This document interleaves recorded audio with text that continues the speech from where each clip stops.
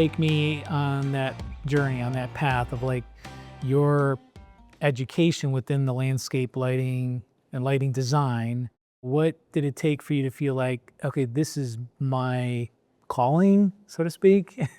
I loved the impact we had. I love doing installs because every day you wake up and it's like, how are we going to figure out, to install this project? We sold it. And there's always that, I find it fun where you've made a promise on what something's going to look like and you're maybe not 100% certain, but then you figure out how to make it work. So putting that together was challenging.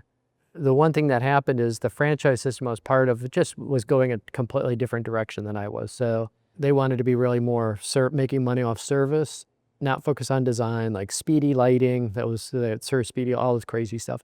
So 2009, I think Tom, my friend, sold the franchise. It was bought by a big corporation that brought a bunch of brands together.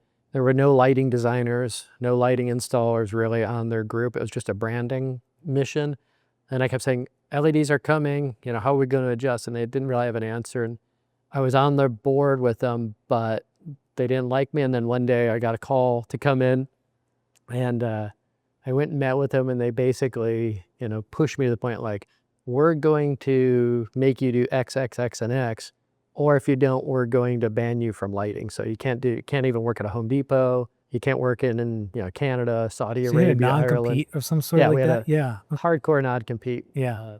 So it was 2011. There's always, I tell my people all the time, like the Cortez, gets into a new world and then burns the ship. So I'm like, it was my moment of like, if I'm going to be in lighting, I need to make drastic changes. Because like on my business side, we went up from 0 to 300,000 real quick. And then we went up to 600,000. And I'm like, all right, we're rolling. And then it's like, we're 3 years into it. I'm already doing over $500,000. Like I've made it. We're going to be hitting $1 million soon. Then we're going to go to 2 million.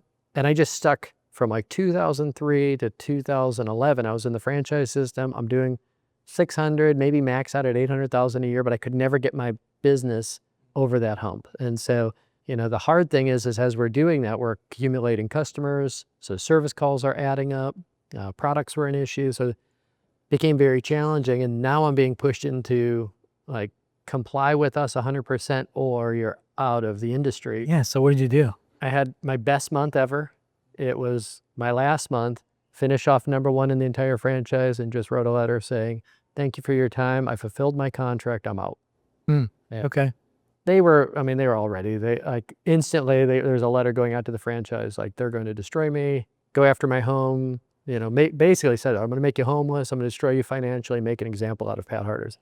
And they did everything they could. They put, I was told $400,000 to $500,000 in my lawsuit on my non-compete.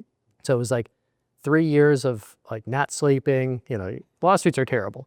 So 3 years of 2011 through 2013, 2.5 years of like couldn't sleep, working like crazy, trying to restart my business again. And then it was that time that we had really started Sterling Lighting. Yeah. Finally won the lawsuit, was free after that point. And that's where things changed into the, 2012 is where I started really learning about design.